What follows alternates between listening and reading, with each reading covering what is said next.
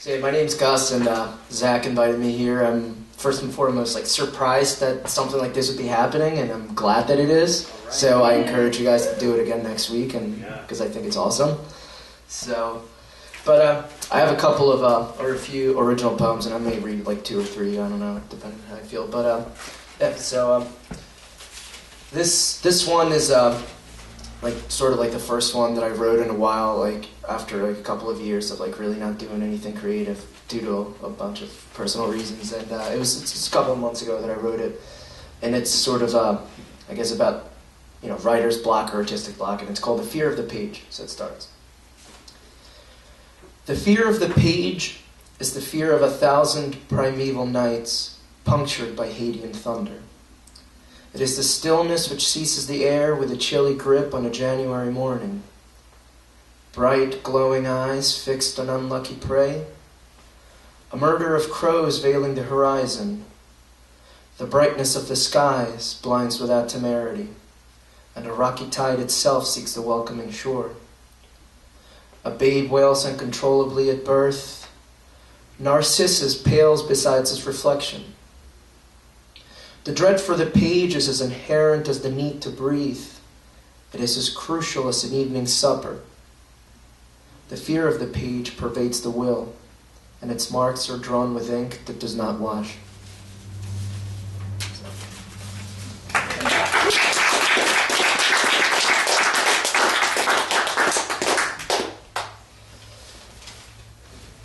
The second one, it's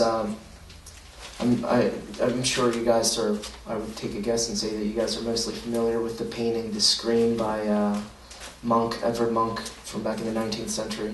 So this is sort of like a thought or realization that I had one day while I was listening to music and looking at a Munch art book at the Queen. And it's called The Scream. The scream was not an act of despair, it was a declaration, which affirmatively articulated a whole generation's sense of petulance. The scream stood in the face of Victorian conformity and sped on it, shrilling its clogged ears, its shrill, piercing its clogged ears and flinging open its shutter eyes. If you doubt me, then answer me. What are we tonight here for? The scream was a forceful grunt of Dionysian self-expression that opaqued the arbitrary lines of Apollonian dreams and illusion. It shattered the belief that life is linear and reconciled itself with the ancient marching beat of the decadent satyr. With fortune it asserted what Plato could have never foreseen, that beyond the soft and rustling wind lies nothing more, and that the true art belongs to the stoic blade of grass that allows itself at first to be touched and then bereft of the company of the passing storm.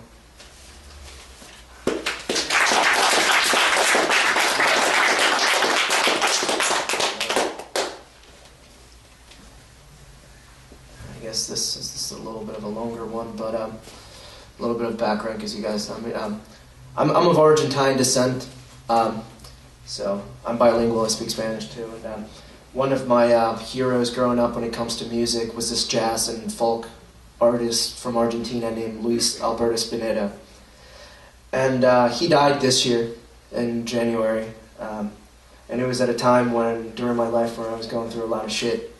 And so I wrote this a couple of weeks ago, sort of reminiscing, while I was taking a walk in the white clay and sort of bringing all those things together. I don't know why it hit me, but I decided to write it down. So this is dedicated to him. So it was a thickly bristled brush of grief that colored the blank canvas of my January. Not when I heard about Oscar, nor when I first learned the lines that hissed out of the expiring lungs of Caesar, as his body deflated with the grace of a conquered Goliath, and his hands cut through the hidden curtain of time, reaching for an elusive prop. The gray and haggard Saracens sweltered with the feverish vibrato of a dirgent lute, as they were beaten and shaken by the avengeful cumulus that struck the pallid face of a mournful sun. I sat, seized by the taut and strangling air that bound the wintry sky, nurturing the sparking embers of a soft and growing fire.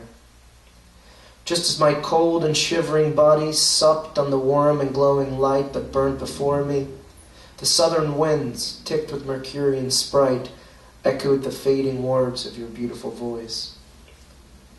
Oh, Flaco, how I wish we shared a seat in the shoddy gardens of Chacarita. My worn body yearns to be massaged by the pressing winds of the arid stone. Then perhaps the rainy mornings of May might have some meaning, or perhaps I may whistle simple melodies to the boreal winter twilight. Graduated to the ranks of the omniscient, you understand my lonely walks along the shallow creek. My actions make sense in the evanescent light that peeks at me with taunt in my frailest moments. In your newly gained wisdom, you know the reason why I scream the names of women who will no longer touch my face or shut my lips with the commanding passion of truth and dignity.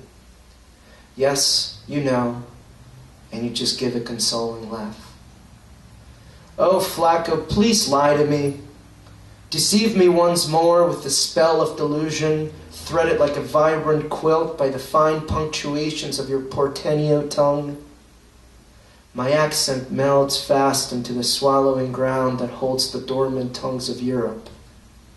I fear that by morning I may not recognize myself. Thank you.